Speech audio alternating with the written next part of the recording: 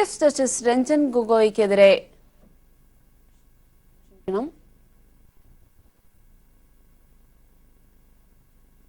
Chief justice Ranjan ഗൊഗോയ്ക്കെതിരെ ലൈംഗിക ആരോപണം കോടതി മേൽനോട്ടത്തിൽ പ്രത്യേക സംഘം അന്വേഷിക്കും. ചീഫ് ജസ്റ്റിസിനെ കൊടുക്കാൻ 1.5 കോടി ആവശ്യപ്പെട്ടതിന്റെ രേഖകൾ ഉത്സവ് സിംഗ് സുപ്രീംകോടതിയിൽ സമർപ്പിച്ചു. നിലവിലുള്ള നിയമ സംവിധാനത്തെ ശുദ്ധീകരിക്കാനാണ് ചീഫ് ജസ്റ്റിസിന്റെ ശ്രമമെന്ന് ജസ്റ്റിസ് അരുൺ മിശ്ര പറഞ്ഞു.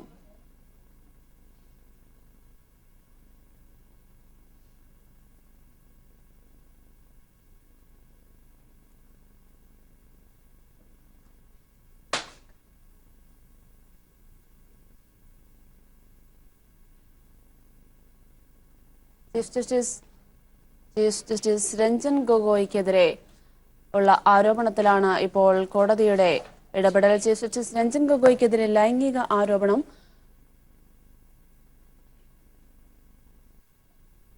കോടതി മേൽനോട്ടത്തിൽ പ്രത്യേക സംഘം അന്വേഷിക്കും.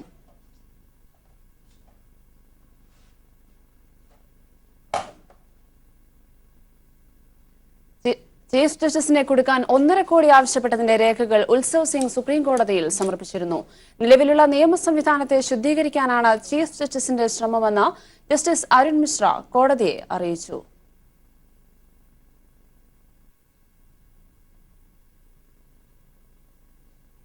ചീഫ് ജസ്റ്റിസ് രഞ്ജൻ ഗൊഗോയ്ക്കെതിരെയുള്ള ആരോപണത്തിലാണ് ഇത്തരത്തിൽ കോടതിയുടെ ഇടപെടൽ.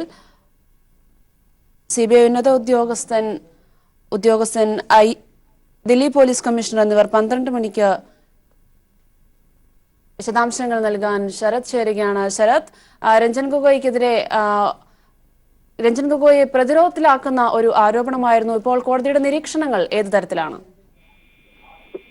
ചീഫ് ജസ്റ്റിസിനെതിരായ ആരോപണം അന്വേഷിക്കുവാൻ വേണ്ടി ആഭ്യന്തര സമിതിയെ നിയോഗിച്ചതിന്റെ തൊട്ടു പിന്നാലെയാണ് ലൈംഗിക ആരോപണത്തിൽ കുടുക്കുവാൻ ശ്രമം നടന്നുവെന്നുള്ള ആരോപണവും പ്രത്യേക സംഘം അന്വേഷിക്കാനുള്ള സാഹചര്യം ഒരുങ്ങിയിരിക്കുന്നത്. CBIയുടെ ജോയിന്റ് ഡയറക്ടർ, അതുപോലെ തന്നെ ദില്ലി പോലീസ് കമ്മീഷണർ, IG ഉദ്യോഗസ്ഥർ എന്നിവരുമായി ചർച്ച നടത്തിയ ശേഷം ഇത് സംബന്ധിച്ചുള്ള ഒരു തീരുമാനം, പ്രത്യേക അന്വേഷണ സംഘത്തെ നിയോഗിക്കുന്നതുമായി ബന്ധപ്പെട്ടുള്ള തീരുമാനം സുപ്രീം കോടതിയുടെ ഭാഗത്തു നിന്നും ഉണ്ടാകും. ഏതായാലും നേരത്തെ കേസ് പരിഗണിക്കുന്ന വേളയിൽ സുപ്രീം കോടതി ഒരു പ്രത്യേക അന്വേഷണ സംഘത്തിനെ നിയമിക്കാനുള്ള സാധ്യതകളിലേക്കുള്ള നിരീക്ഷണങ്ങളായിരുന്നു നടത്തിയിട്ടുണ്ടായിരുന്നത്.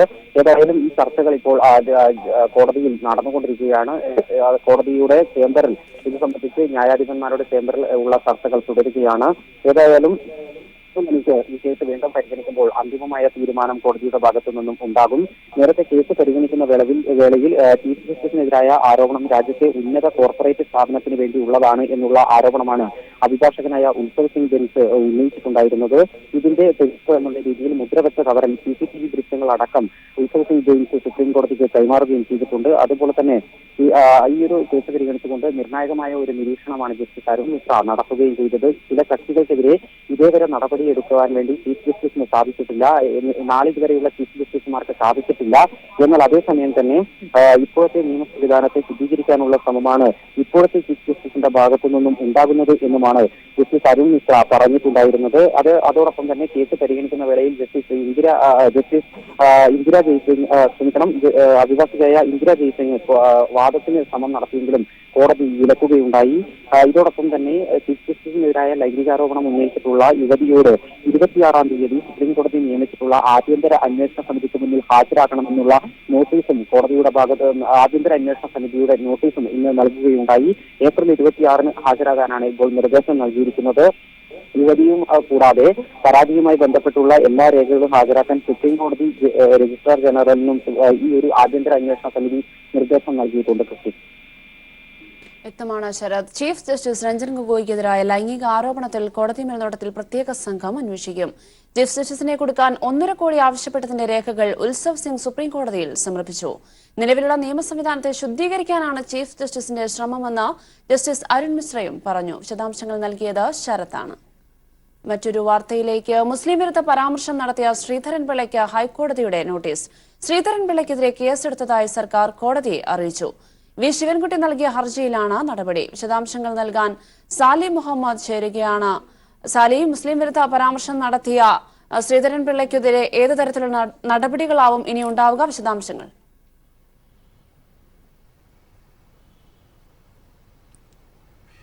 അതായത് ശ്രീധരൻപിള്ള നടത്തിയ പ്രസംഗം മതനിരപേക്ഷത തകർക്കുന്നതാണ്, സമൂഹത്തിലെ സമാധാനാന്തരീക്ഷം തകർക്കുന്നതാണ് എന്ന് ചൂണ്ടിക്കാട്ടിക്കൊണ്ട് CPM നേതാവ് വി ശിവൻകുട്ടിയാണ് കഴിഞ്ഞ ദിവസം ഹൈക്കോടതിയെ സമീപിച്ചത്. അത് അന്ന് തന്നെ കോടതി ഇക്കാര്യം പരിഗണിച്ച് ഇതിൽ പ്രാഥമികമായി ചില പ്രശ്നങ്ങളുണ്ട് എന്ന് വാക്കാൽ പരാമർശവും നടത്തിയിരുന്നു. അതിൻ്റെ അടിസ്ഥാനത്തിൽ നടപടി സ്വീകരിക്കാൻ പോലീസിനോട് നിർദ്ദേശിക്കുകയും ചെയ്തിരുന്നു.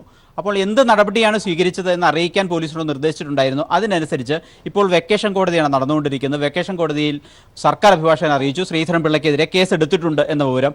അപ്പോൾ തന്നെ കോടതി ഒരു കാര്യം കൂടി പൂർത്തിയാക്കിയിട്ടുണ്ട്. അതായത് ശ്രീധരൻപിള്ളയ്ക്കും നോട്ടീസ് അയച്ചിട്ടുണ്ട് കോടതി. അതായത് ഇനി ശ്രീധരൻപിള്ള വിശദീകരിക്കണം എന്താണ് ഇക്കാര്യത്തിൽ നടന്നത്, സമൂഹത്തിലെ സമാധാനാന്തരീക്ഷം തകർക്കുന്ന തരത്തിൽ ഒരു പ്രത്യേക മതവിഭാഗത്തിന്റെ മതവികാരം വ്രണപ്പെടുത്തുന്ന തരത്തിൽ എന്ത് സാഹചര്യത്തിലാണ് താങ്കളുടെ ഭാഗത്തുനിന്ന് പ്രസംഗമുണ്ടായത് എന്ന വിശദീകരണമാണ് ഇനി ശ്രീധരൻപിള്ള BJP സംസ്ഥാന അധ്യക്ഷൻ നൽകേണ്ടി വരിക. ഏതായാലും നിയമ നടപടികളിലേക്ക് വളരെ കർശനമായ നിയമവഴികളിലൂടെ ഇത് നീങ്ങുകയാണ് എന്നതാണ് വ്യക്തമാക്കുന്നത്. അതായത് BJPയുടെ തെരഞ്ഞെടുപ്പ് പൊതുയോഗത്തിനിടെ കഴിഞ്ഞ ദിവസം ആറ്റിങ്ങലിൽ, തെരഞ്ഞെടുപ്പിന് പോളിംഗിനൊക്കെ ഒരാഴ്ച മുമ്പ് ആറ്റിങ്ങലിലാണ് ഇത്തരം വിവാദമായൊരു പ്രസംഗം അദ്ദേഹത്തിന്റെ ഭാഗത്തു നിന്നുണ്ടായത്. ശോഭാ സുരേന്ദ്രന്റെ തെരഞ്ഞെടുപ്പ് പൊതുയോഗമായിരുന്നു വേദി. അതിൽ അദ്ദേഹം പറഞ്ഞത് ബലാക്കോട്ട് ആക്രമണത്തിൽ മരിച്ച ഭീകരരുടെ എണ്ണവും മതവും സംബന്ധിച്ചൊക്കെ വലിയ തർക്കങ്ങളുണ്ട്. അവരുടെ ജാതി ഏതാണ്, മതം ഏതാണ് എന്നൊക്കെ അറിയാൻ വഴിയില്ല. പക്ഷേ അതിന് മുസ്ലിങ്ങളുടെ കാര്യത്തിൽ ഒരു വഴിയുണ്ട്. ഇസ്ലാം ആവണമെങ്കിൽ ചില അടയാളങ്ങളുണ്ട്, വസ്ത്രങ്ങൾ മാറി നോക്കിയാൽ മതിയല്ലോ എന്നായിരുന്നു വിവാദമായ അദ്ദേഹത്തിന്റെ പരാമർശം, പ്രസംഗവും. അതിനെതിരെ വലിയ വിമർശനം സമൂഹത്തിൽ നിന്നുണ്ടായി. കക്ഷി രാഷ്ട്രീയ ജാതിമത ഭേദമന്യേ ആ പ്രസംഗത്തിനെതിരെ വലിയ വിമർശനവും പ്രതിഷേധവും ഉയർന്നു വന്നു. പക്ഷേ അതിന് നിയമപരമായി നേരിട്ട് CPMഉം വി ശിവൻകുട്ടിയുമാണ്. നിയമപരമായി നേരിടുക എന്ന് പറഞ്ഞാൽ പോലീസിൽ അദ്ദേഹം പരാതി നൽകി, ക്രിമിനൽ കേസ് എടുക്കണമെന്ന് ആവശ്യപ്പെട്ടു. ഒപ്പം തന്നെ തെരഞ്ഞെടുപ്പ് കമ്മീഷന് പരാതി നൽകി. അത് തെരഞ്ഞെടുപ്പ് ചട്ടലംഘനമാണ് എന്ന് ചൂണ്ടിക്കാട്ടി സമാന്തരമായി ഹൈക്കോടതിയെ സമീപിച്ചു. ഹൈക്കോടതിയിൽ പറഞ്ഞത് പോലീസ് കൃത്യമായി ആക്ഷൻ എടുത്തിട്ടില്ല, അതുകൊണ്ട് കോടതിയുടെ ഇടപെടൽ ഉണ്ടാവണം എന്നായിരുന്നു വി ശിവൻകുട്ടിയുടെ അപേക്ഷ. അത് കോടതി മുഖവിലക്കെടുത്തു. കഴിഞ്ഞ ദിവസം കോടതി പറഞ്ഞത് എന്ത് നടപടിയെടുത്തു എന്ന് പോലീസിനോട് വിശദീകരിക്കാൻ കോടതി നിർദ്ദേശിച്ചു. അതിനനുസരിച്ച് ഇന്ന് പോലീസ് കോടതി അറിയിച്ചത് കേസ് എടുത്തിട്ടുണ്ട് എന്ന വിവരമാണ്. അപ്പോഴാണ് കോടതി പറഞ്ഞത് വി ശിവൻകുട്ടിക്ക് ശ്രീധരൻപിള്ളയ്ക്ക് നോട്ടീസ് അയക്കുന്നു. എന്ത് സാഹചര്യത്തിലാണ് ഇത്തരം മതസൗഹാർദ്ദം തകർക്കുന്ന ഒരു പ്രത്യേക മതവിഭാഗത്തിന്റെ മതവികാരം തകർക്കുന്ന രീതിയിൽ ഒക്കെ ഉള്ള പ്രസംഗം നടത്തിയത് എന്ന് വിശദീകരിക്കണം എന്നാണ് ആവശ്യപ്പെട്ടിരിക്കുന്നത്. ഇനിയിപ്പോൾ വെക്കേഷൻ കോടതിയാണ്. വെക്കേഷന് ശേഷം വീണ്ടും കോടതി അടുത്ത മാസം മധ്യത്തോടു കൂടി പുനരാരംഭിക്കും. അപ്പോൾ ആ ബെഞ്ച് ഇത് പരിഗണിക്കുകയും ചെയ്യും. അപ്പോൾ ശ്രീധരൻപിള്ള ഇതിനെ സംബന്ധിച്ച് വിശദീകരണം നൽകേണ്ടതായും വരും. വ്യക്തമാണ് സാലി. മുസ്ലിം വിരുദ്ധ പരാമർശം നടത്തിയ ശ്രീധരൻപിള്ളയ്ക്ക് ഹൈക്കോടതി നോട്ടീസ്. ശ്രീധരൻപിള്ളയ്ക്കെതിരെ കേസെടുത്തതായി സർക്കാർ കോടതിയെ അറിയിച്ചു. വിശദാംശങ്ങൾ നൽകിയത് സാലി മുഹമ്മദാണ്. MP-യും BJP നേതാവുമായ ഉദിത് രാജ് കോൺഗ്രസിൽ ചേർന്നു.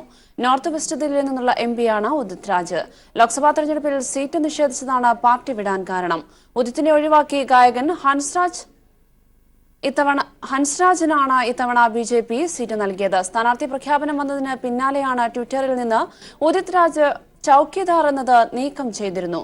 സാമൂഹിക പ്രവർത്തകനായ Udit all India confederation of SC/ST organisation chairman കൂടിയാണ്.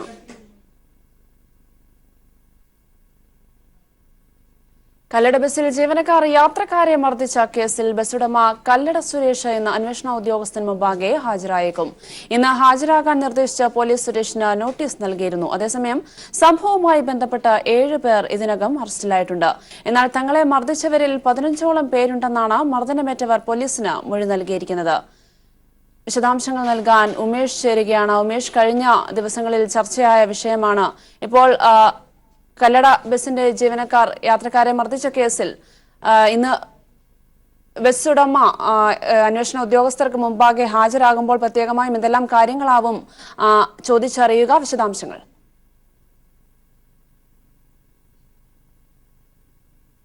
ഈ ബസ് ഉടമ കല്ലട സുരേഷ് ഇന്ന് ഈ മരട് പോലീസ് സ്റ്റേഷനിൽ ഹാജരാകാനുള്ള സാധ്യത കുറവാണ് എന്നാണ് ഇപ്പോൾ ഒടുവിലായി നമുക്ക് പങ്കുവയ്ക്കാൻ കഴിയുന്ന വിവരം. കാരണം ഈ കേസ് ആദ്യം അന്വേഷിച്ചിരുന്നത് മരട് SI ആയിരുന്നു. എന്നാൽ ഇപ്പോൾ കേസ് അന്വേഷണം തൃക്കാക്കര അസിസ്റ്റന്റ് കമ്മീഷണർക്ക് കൈമാറിയിട്ടുണ്ട്. തൃക്കാക്കര ACP ഇന്ന് സ്ഥലത്തുമില്ല. അദ്ദേഹം ഈ കേസന്വേഷണത്തിന്റെ ഭാഗമായി മർദ്ദനമേറ്റ ചിലർ തമിഴ്നാട്ടിൽ കഴിയുന്നുണ്ട്, അവരുടെ മൊഴിയെടുക്കാനായി അങ്ങോട്ട് പോയിരിക്കുകയാണ്. അതുകൊണ്ട് തന്നെ ആ ഒരു സാഹചര്യത്തിൽ തന്നെ അന്വേഷണ ഉദ്യോഗസ്ഥൻ നാട്ടിൽ തിരിച്ചെത്തിയ ശേഷം മാത്രമേ ഈ കല്ലട സുരേഷ് ഹാജരാകൂ എന്നൊരു വിവരം, ഒരു സൂചന ഇപ്പോൾ പുറത്തു വരുന്നുണ്ട്. ഏതായാലും കല്ലട സുരേഷിന്റെ മൊഴിയെടുക്കണം എന്നുള്ള കാര്യം പോലീസ് തീരുമാനിച്ചിട്ടുണ്ട്. കാരണം ഈ കേസിൽ അത് നിർണായകമാണ്. ജീവനക്കാരെ മർദ്ദിക്കുന്നതിൽ ഉടമ കൃത്യമായി ഉടമയുടെ ഭാഗം അറിയേണ്ടതുണ്ട്. മാത്രമല്ല ഇതുമായി ബന്ധപ്പെട്ട് നിരവധി പരാതികൾ കല്ലട ബസ്സിനെതിരെ വന്നിട്ടുള്ളതാണ്. അതുകൊണ്ട് തന്നെ ഉടമ എന്നുള്ള നിലയിൽ സുരേഷിന്റെ മൊഴി പോലീസ് രേഖപ്പെടുത്തും. അത് ഇന്നുണ്ടാകുമോ എന്നുള്ള കാര്യത്തിൽ ഉറപ്പ് വന്നിട്ടില്ല. അതോടൊപ്പം ഈ കേസുമായി ബന്ധപ്പെട്ട് 7 പേരെ നിലവിൽ പോലീസ് അറസ്റ്റ് ചെയ്തിട്ടുണ്ട്. 7 പേരും ജീവനക്കാരാണ്. എന്നാൽ ഈ മർദ്ദനമേറ്റവരുടെ മൊഴി പ്രകാരം തങ്ങളെ മർദ്ദിച്ചത് 7 പേർ മാത്രമല്ല 15 പേരടങ്ങുന്ന സംഘമാണ് എന്നുകൂടി അറിയിച്ചിട്ടുണ്ട്. അതായത് ജീവനക്കാർക്ക് പുറമെ മറ്റു ചിലർ കൂടി ബസ്സിലേക്ക് ഇരച്ചു കയറി തങ്ങളെ വലിച്ച് ഇറക്കി ക്രൂരമായി മർദ്ദിച്ചു എന്നുള്ളതാണ് ഇവരുടെ മൊഴി. അപ്പോൾ ആ ബാക്കിയുള്ള 8 പേരെ കൂടി പോലീസിന് കണ്ടെത്തേണ്ടതുണ്ട്. അതുകൊണ്ട് തന്നെ അന്വേഷണത്തിൽ ഇപ്പോൾ പ്രാധാന്യം കൊടുക്കുന്നത് ഈ ബാക്കിയുള്ളവരെ എത്രയും പെട്ടെന്ന് കണ്ടെത്തുക, അവരുടെ അറസ്റ്റ് രേഖപ്പെടുത്തുക എന്നുള്ളതാണ്. മാത്രമല്ല ഇതിനു മുൻപ് കമ്മീഷണറുമായി മറ്റും സംസാരിച്ചപ്പോൾ ഈ കേസിൽ കൂടുതൽ പ്രതികളുണ്ടോ എന്ന് അന്വേഷിച്ച് വരികയാണ് എന്ന് അദ്ദേഹം പറഞ്ഞിരുന്നു. ഇപ്പോൾ യാത്രക്കാരുടെ മൊഴി കൂടി പുറത്തു വന്നതോടെ കൂടുതൽ പ്രതികളുണ്ട് എന്ന് ഉറപ്പായിരിക്കുന്നു. അവരെ എത്രയും പെട്ടെന്ന് അറസ്റ്റ് ചെയ്യുക എന്നുള്ളതാണ്. മാത്രമല്ല ഈ കേസുമായി ബന്ധപ്പെട്ട ആദ്യം അറസ്റ്റിലായ 7 പേരെ കോടതിയിൽ ഹാജരാക്കിയിട്ടുണ്ട്. അവശേഷിക്കുന്ന 8 പേരെ ഉടൻ പോലീസ് കണ്ടെത്തി അറസ്റ്റ് ചെയ്യും എന്നുള്ളതാണ് ഈ ഘട്ടത്തിൽ നമുക്കറിയാൻ കഴിയുന്ന വിവരം. ക്രിസ്റ്റീൻ. തിരുവനന്തപുരം മണ്ഡലത്തിൽ താൻ വിജയിക്കുമെന്ന് LDF സ്ഥാനാർത്ഥി സി ദിവാകരൻ. മതേതരത്തിൽ വിശ്വസിക്കുന്ന കോൺഗ്രസുകാർ തനിക്ക് വോട്ട് ചെയ്തുവെന്നും സിപിഐയും CPM ഇത്ര ഐക്യത്തോടെ മുൻ ഒരിക്കലും തെരഞ്ഞെടുപ്പിനെ നേരിട്ടില്ലെന്നും സാമുദായിക ഘടകങ്ങൾ തനിക്ക് അനുകൂലമാണെന്നും ദിവാകരൻ കൈരളി ന്യൂസിനോട് പറഞ്ഞു. S ജീവൻകുമാറിന്റെ റിപ്പോർട്ട് കാണാം.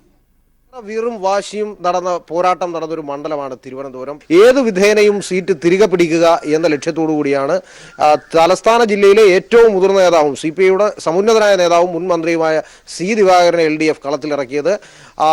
ആദ്യം മുതൽ തന്നെ വളരെ ചിട്ടയായ പ്രവർത്തനം ഈ കാര്യത്തിൽ LDF കാഴ്ചവെച്ചിരുന്നു. അവർ സിസ്റ്റമാറ്റിക്കായി നടത്തിയ പ്രവർത്തനങ്ങൾക്കൊടുവിൽ അവസാന റൗണ്ടിൽ സി ദിവാകരൻ അഭൂതപൂർവമായ ഒരു മുന്നേറ്റമാണ് നടത്തിയത്. അത് പൊതുവായ ഒരു വിലയിരുത്തൽ തന്നെ ആ രൂപത്തിലുണ്ട്. എന്തായാലും തെരഞ്ഞെടുപ്പ് പ്രക്രിയ പൂർത്തിയായിരിക്കുന്ന പശ്ചാത്തലത്തിൽ ഇപ്പോൾ തിരുവനന്തപുരത്ത് മത്സരിച്ച LDFന്റെ സ്ഥാനാർത്ഥി സി ദിവാകരൻ നമ്മളോടൊപ്പമുണ്ട്. എന്താണ് ഒരു ഇലക്ഷൻ്റെ ഒരു പ്രതീക്ഷ? അങ്ങ് നിരവധി തെരഞ്ഞെടുപ്പുകൾ നേരിട്ട ആളാണ്. പല അഗ്നിപരീക്ഷകൾ നേരിട്ട് ഒരിക്കലും വിജയിക്കില്ല എന്ന് കരുതിയ പല മണ്ഡലങ്ങളും തിരികെ പിടിച്ചിട്ടുള്ള വ്യക്തിയാണ്. ആ ശുഭാപ്തി വിശ്വാസം ഈ തെരഞ്ഞെടുപ്പ് പ്രക്രിയ പൂർത്തിയായ വേളയിലുണ്ടോ? ഞാനിത് ആദ്യമേ പറഞ്ഞതാണ്. ഞാൻ സ്ഥാനാർത്ഥിയായപ്പോൾ തന്നെ മാധ്യമങ്ങൾ എന്നോട് ഈ ചോദ്യം ചോദിച്ച് എന്തായിരിക്കും താങ്കളുടെ അവസ്ഥ. ഞാൻ അന്ന് വളരെ അർത്ഥശങ്കയ്ക്കിടയില്ലാതെ ഞാൻ പറഞ്ഞു ഞാൻ ജയിക്കും, എനിക്ക് ജയിക്കാൻ അറിയാം. അപ്പോൾ അതെങ്ങനെയെന്ന് ചോദിച്ചു. ഞാൻ പറഞ്ഞു അത് നിങ്ങൾ ചോദിക്കണ്ട, അത് ഞാൻ ജയിച്ചതിന് ശേഷം പറയാം. 2-3 ഘടകങ്ങൾ എനിക്ക് അനുകൂലമാണ് ഇവിടെ, വളരെ പ്രധാനപ്പെട്ട ഘടകങ്ങൾ. ഒന്ന് ഈ പിന്നോക്ക വിഭാഗങ്ങൾ, മതന്യൂനപക്ഷങ്ങൾ, പട്ടികജാതി പട്ടികവർഗങ്ങൾ, ഇങ്ങനെയുള്ളൊരു വലിയ സംഘം ആളുകൾ ഇവിടെയുണ്ട്. അവർ പൂർണ്ണമായിട്ട് എനിക്ക് പിന്തുണ പ്രഖ്യാപിച്ചിട്ടുണ്ട്. അവരുടെ സംഘടനകളും അവരുടെ എല്ലാവരും. അത് സ്വാഭാവികം മാത്രമാണ്. ഞാൻ എൻ്റെ ഒരു പ്രവർത്തന ശൈലി ഏത് ആവശ്യത്തിനും ഏത് പാർട്ടി ആയാലും തിരുവനന്തപുരത്തിൻ്റെയോ കേരളത്തിൻ്റെയോ സാമൂഹിക പ്രശ്നങ്ങൾക്ക് വേണ്ടിയുള്ള ജനകീയ സമരങ്ങളുടെ പരമ്പര ആണ് എൻ്റെ ജീവിതത്തിൻ്റെ 50 കൊല്ലക്കാലം. അതെല്ലാ സമരങ്ങളും ഈ തിരുവനന്തപുരത്തുകാരുടെ കൺമുമ്പിലാണ്. ഞാൻ ഇവിടെ ജനിച്ച, ഇവിടെ വളർന്ന്, ഇവിടെ പഠിച്ചു, ഇവിടെ നേതാവായി, ഇവിടെ സമരം ചെയ്തു, ഇവിടെ മന്ത്രിയായി, ഇവിടെ MLA ആയി, പലയിടത്തു നിന്നും MLA ആയി. ഞാൻ ഇവിടുത്തുകാരനാണ്. എനിക്ക് എൻ്റെ മണ്ണാണ്, എൻ്റെ നഗരമാണ്. നഗരവാസികൾ എൻ്റെ ആളുകളാണ്, അവർക്ക് എന്നെ അറിയാം. ആ രീതിയിൽ എനിക്ക് കുറേ വോട്ട് രാഷ്ട്രീയത്തിന് അതീതമായി കിട്ടും, എൻ്റെ വിശ്വാസം. അങ്ങനെ യഥാർത്ഥത്തിൽ ഈ തെരഞ്ഞെടുപ്പിൽ തിരുവനന്തപുരത്ത് അവരൊരു വലിയ വിഷയമാക്കാൻ ശ്രമിച്ച് മണ്ഡലത്തിലുടനീളം കാട്ടിയ ഫ്ലക്സുകൾ, മണ്ഡലം ഏതായാലും മണ്ഡലകാലം മറക്കരുത്. തെരഞ്ഞെടുപ്പിൽ ഈ മിക്ക വീടുകളിലും BJPയും കോൺഗ്രസും പറഞ്ഞത് അത്രയും ശബരിമല ശബരിമല ശബരിമല എന്നതായിരുന്നു. ഈ ശബരിമല വേറൊരു തരത്തിൽ അവർക്ക് തിരിച്ചടിയായിട്ടുള്ളതായി ഇതിൻ്റെ ഒരു വിലയിരുത്തൽ പരിശോധിക്കുമ്പോൾ അല്ല, അതിൽ ആളുകൾ പിന്നീട് അത് മനസ്സിലാക്കി. ഇവിടെ ഒരു ശബരിമല ഉള്ളത് കൊണ്ട് ഇവർ അതും കൊണ്ട് നടന്നതാണ് 4 വോട്ടിന് വേണ്ടി. പക്ഷേ അത് പൊളിഞ്ഞ് പാളിസായിരുന്നു. ഇത്രയും പാപ്പരായ ഒരു രാഷ്ട്രീയം ഭരണഘടനാ വിരുദ്ധമാണ് അവർ ചെയ്യുന്ന. BJPക്കാർ ചെയ്യണമെന്ന് ഞാൻ വിശ്വസിക്കുന്നില്ല. കാരണം ഈ സ്ഥാനാർത്ഥി BJP അല്ല, സ്ഥാനാർത്ഥി RSS ആണ്. വേറൊരു പ്രധാനപ്പെട്ട ഒരു ചോദ്യം, പക്ഷേ ഒരു 19 കൊല്ലമായി തെരഞ്ഞെടുപ്പ് രാഷ്ട്രീയത്തിൽ നിൽക്കുന്ന ഒരാളാണ്. തെരഞ്ഞെടുപ്പിലെ ഈ തിരുവനന്തപുരത്തെ തെരഞ്ഞെടുപ്പ് തന്നെ നിരവധി വട്ടം കണ്ടു. ഈ കോൺഗ്രസ് പലപ്പോഴും നമ്മൾ കാണുമ്പോൾ ഇന്നലെയൊക്കെ പല ബൂത്തുകളിലും കോൺഗ്രസ് ഒരു സംവിധാനം ഇല്ലാതായി പോകുന്നു. കോൺഗ്രസിൻ്റെ വോട്ടിൽ ഇപ്പോൾ കെ മുരളീധരൻ വട്ടിയൂർക്കാവിൽ നിന്നും വടകര പോയി മത്സരിക്കുന്നു. എന്തെങ്കിലും ഒരു സൂചന ഈ കാര്യത്തിൽ കോൺഗ്രസ് ഇത്തരത്തിൽ ഒരു കോൺഗ്രസിൻ്റെ വോട്ടുകൾ രൂക്ഷമായി ബോധപൂർവം നഷ്ടമാകാനുള്ള ഒരു പ്രവർത്തനം അവർ തന്നെ എടുത്തതായി ഒരു തോന്നൽ ഉണ്ട്? കോൺഗ്രസിൻ്റെ പ്രമുഖമായ എല്ലാ ദേശീയ നേതാക്കന്മാരിലും നല്ലൊരു വിഭാഗം ആളിൽ ഇപ്പോൾ BJP പോയി കഴിഞ്ഞു. കോൺഗ്രസും BJPയുമായിട്ട് ഒരു ഡീലുണ്ടോ ഇല്ലേ എന്നുള്ളത് പരിശോധിക്കേണ്ടതാണ്. അവരുടെ കോൺഗ്രസിൻ്റെ വോട്ട് ഇങ്ങോട്ട് BJPക്ക് കൊടുത്തു എന്ന് പറയുന്നതിൽ വലിയ കാര്യമൊന്നുമില്ല. ആ വോട്ട് മിക്കവാറും LDFന് കിട്ടാനാണ് സാധ്യത. കോൺഗ്രസ് ഒരു മതേതര പാർട്ടിയാണെങ്കിൽ, ഒരു മതേതരത്തിൽ വിശ്വസിക്കുന്ന പാർട്ടി അണികളാണെങ്കിൽ തീർച്ചയായിട്ടും അവരെ എനിക്ക് വോട്ട് ചെയ്യും. അവർ BJPക്ക് വോട്ട് ചെയ്യില്ല. 100% ആത്മവിശ്വാസത്തിലാണ് സ്ഥാനാർത്ഥി എന്ന നിലയിൽ അവസാന നിമിഷവും. എന്തായാലും പൊതുവിൽ എല്ലാ ഘടകങ്ങളും അനുകൂലമായി വന്നിട്ടുണ്ടാവും. പൊതുവിൽ ഒരു രാഷ്ട്രീയ സംവിധാനത്തെ പറ്റി നോക്കുമ്പോൾ LDFിലെ വിവിധ കക്ഷികൾ തമ്മിലുള്ള ഏകോപനം, തെരഞ്ഞെടുപ്പ് പ്രവർത്തനം എങ്ങനെയുണ്ട്? ഒരു പൊതുവായ ഒരു വിലയിരുത്തൽ എന്തെങ്കിലും? അതെ, ഇതിൽ എന്നെ ഏറ്റവും കൂടുതൽ സന്തോഷിപ്പിച്ച, ഞാൻ ഏറ്റവും കൂടുതൽ എനിക്ക് ആത്മവിശ്വാസം തന്നതും CPMഉം CPIയും തമ്മിലുള്ള അണികൾ തമ്മിലുള്ള വൈകാരികമായ ബന്ധമാണ്. ഇതിനു മുമ്പ് ഒരു തെരഞ്ഞെടുപ്പിലും, എല്ലാ തെരഞ്ഞെടുപ്പിലും ഞാൻ പലപ്പോഴും ചുമതലക്കാരനായിരുന്നു. ഈ തർക്കങ്ങൾ തീർക്കുകയാണ് പ്രധാനപ്പെട്ട ആവശ്യം. ഒരൊറ്റ തർക്കം, ഒരു കരിയില പോലും അനങ്ങിയിട്ടില്ല. എന്തെങ്കിലും അഭിപ്രായ വ്യത്യാസം, അത് ഏറ്റവും വലിയ ഇലക്ട്രിക് ഷോക്ക് പോലെ ആളുകളെ ഞെട്ടിപ്പിച്ചാണത്. CPI CPM തമ്മിലുള്ള ആ ബന്ധം, അതാണ് ഇതിനകത്ത് ഏറ്റവും പ്രധാനപ്പെട്ട ഒരു ഘടകം. മറ്റ് ഘടക പാർട്ടികളെല്ലാം ഗണ്യമായ സ്വാധീനമുള്ളവരല്ല, എന്നാലും അവർക്ക് വരെ അഭിപ്രായങ്ങൾ നൽകുന്നത്. സർവോപരി സ്ഥാനാർത്ഥിയെക്കുറിച്ച് ഒരക്ഷരം ആർക്കും, എൻ്റെ എതിരാളികൾക്ക് പോലും എന്നെ പറ്റി പറഞ്ഞിട്ടില്ല, പറയാൻ പറ്റുകയില്ല. അപ്പോൾ കാൻഡിഡേറ്റിൻ്റെ ഒരു പ്രത്യേകത, ഘടക പാർട്ടികളുടെ ഐക്യം, രാഷ്ട്രീയ കാലാവസ്ഥ, സംസ്ഥാന ഗവൺമെൻറ്റിൻ്റെ അസൂയാവഹമായ ജനക്ഷേമ പ്രവർത്തനങ്ങൾ, BJPയുടെ പരാജയം, കേന്ദ്ര ഗവൺമെൻറ് പരാജയം, വർഗീയതയുടെ ചുവയുള്ള എതിരാളികളുടെ പ്രചരണം, ഇതൊക്കെ ആകുമ്പോഴേക്കും മറ്റ് രണ്ടുപേരും അവർക്ക് പോകാൻ സ്ഥലമുണ്ട്. എന്നെ എതിർക്കുന്ന ആളുകൾക്ക് എന്ത് സംഭവിച്ചാലും അവർക്ക് പോകാൻ സ്ഥലമുണ്ട്, എനിക്ക് പോകാൻ സ്ഥലമില്ല. ഞാൻ ഇവിടെ തന്നെ കുടികെട്ടി കിടക്കുകയല്ലേ. നാളെ ഇത് തന്നെ ജോലി എനിക്ക്, വേറെ എന്താ ജോലി എനിക്ക്? അണികൾക്കിടയിലും ജനങ്ങൾക്കിടയിലും ദിവാകരൻ അണ്ണൻ എന്ന് വിളിപ്പേരുള്ള C. ദിവാകരൻ, തീർച്ചയായും അദ്ദേഹം വളരെ ആത്മവിശ്വാസത്തിലാണ്. നിരവധി ഘടകങ്ങൾ അദ്ദേഹം അനുകൂലമായി നിരത്തുന്നു. പ്രത്യേകിച്ച് അദ്ദേഹത്തിന് സ്വന്തമായി ഒരു വോട്ട് സംവിധാനം സ്വാധീനിക്കാൻ കഴിവുള്ള വ്യക്തിയാണ്. അതോടൊപ്പം തന്നെ മണ്ഡലത്തിൽ മുമ്പ് ഒരിക്കലും ഉണ്ടായിട്ടില്ലാത്ത വിധമുള്ള LDFിലെ വിവിധ കക്ഷികൾ CPMഉം CPIയും തമ്മിലുള്ള അനിതര സാധാരണമായ ഏകോപനം, അതോടൊപ്പം വിവിധ ഘടകങ്ങൾ ആയി അവർ എതിരാളികൾ ഉയർത്തിയ പ്രചരണ തന്ത്രങ്ങൾ അവർക്ക് തന്നെ തിരിച്ചടിയായിട്ടുണ്ട്. താൻ തീർച്ചയായും വിജയിക്കും എന്ന് തന്നെയാണ് C. ദിവാകരൻ്റെ പക്ഷം. ഏതായാലും അദ്ദേഹത്തിന് എല്ലാ വിജയാശംസകളും നേരുന്നു. ക്യാമറമാൻ ബിച്ചു പൂവച്ചലിനോടൊപ്പം S. ജീവൻകുമാർ.